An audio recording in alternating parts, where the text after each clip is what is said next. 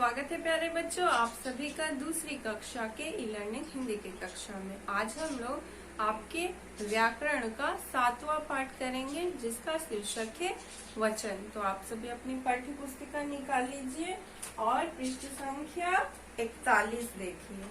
ठीक है, यहाँ एक छोटी सी कविता दी गई है, चलिए इसे पढ़ते हैं। आलपिन के एक सिर होता पर बाल न होता उसका एक, कुर्सी की दो बाहें हैं पर गेंद नहीं सकती है फेंक, कंघी के हैं दांत अनेक पर चबा नहीं सकती खाना, चार पैर पलंग के होते मगर वो चल नहीं पाता। तो आलपिन के कितने सिर है? एक, लेकिन उसके एक भी बाल यानी केश नहीं है। कुर्सी की दो बाहें है पर गेंद नहीं सकती है फेंक, कुर्सी की दो बाहें यानी उसकी दो हाथ है पर वो गेंद को नहीं फेंक सकती। कंघी के है दांत अनेक पर चबा नहीं सकती खाना। कंघी के बहुत सारे दांत होते हैं ना, परंतु वो खाना को नहीं चबा सकती। चार पैर पलंग के होते मगर वो चल नहीं पाता। पलंग के कितने पैर होते हैं?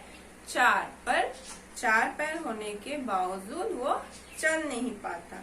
तो इस कविता में आई चीजों की संख्या बतानी है आपको। तो देखिए, पहला है आलपिन का सिर कितना है? आलपिन का सिर है एक। कितना है? एक। एक, ठीक है। अब देखिए, उसके बाद है कंघी के दांत। कंघी के दांत कितने हैं? तो क्या होगा? अनेक। कंघी के दांत कितने हैं? अनेक। अब है उसके बाद कुर्सी की बाहें। कुर्सी की बाहें कितनी हैं? दो। कितनी बाहें हैं? दो। अब उसके बाद है पलंग के पैर कितने हैं? पलंग के पैर हैं चार। ठीक है। अब उसके बाद देखिए बच्चों, आपने पढ़ा और जाना कि कुछ चीजें एक है तो कुछ एक से अधिक है। हम लोगों ने जाना यहाँ पर इस कविता में कुछ चीजें कितनी हैं? एक, और कुछ है एक से अधिक, जैसे दो और चार और अनेक। ठीक है। संख्या बताने वाले शब्द वचन कहलाते हैं और संख्या बताने वाले शब्द को ही वचन कहा जाता है। ठीक है। संख्या यानी एक, दो, तीन, चार या अनेक संख्या बताने वाले शब्द को ही क्या कहते हैं? वचन कहते हैं। एक संख्या बताने वाले शब्द एक वचन और एक से अधिक संख्या बताने वाले शब्द क्या कहलाते हैं? बहुवचन। संख्या बताने वाले, अगर एक संख्या बताने वाला शब्द हो तो उसे हम लोग एक वचन कहेंगे। अगर एक से अधिक संख्या बताने वाले शब्द को, अगर कोई संख्या एक से अधिक संख्या बताता है तो उन शब्दों को बहुवचन कहा जाता है। ठीक है। बहुवचन यानी एक से अधिक, वो चाहे दो हो सकते हैं, तीन, चार, पाँच या अनेक संख्याएं हो सकती हैं। ठीक है। और एक वचन यानी एक। ठीक है।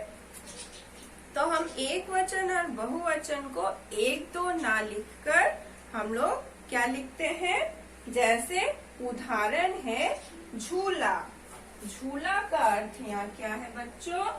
झूला का अर्थ यहाँ होगा एक वचन। ठीक है। झूला यानी एक, और बहुवचन क्या होगा? झूले। झूला का झूले। ठीक है। तो ये होगा एक वचन और यह बहुवचन। झूले को हम लोग एक, दो, तीन ना लिखकर क्या लिखते हैं? झूले। ठीक है। एक झूला हम लोग ना लिखकर क्या लिखते हैं? झूला। ठीक है। इसका अर्थ ही है एक, ठीक है। और झूले को हम लोग 2 या 3 झूला ना लिखकर क्या लिखते हैं, 1 2 3 झूला ना लिखकर झूले लिखते हैं। झूले का अर्थ ही होता है बहुवचन, ठीक है। तो इस प्रकार से वचन की परिभाषा क्या बनी, शब्द के जिस रूप से उसकी संख्या या गिनती का पता चले उसे वचन कहते हैं।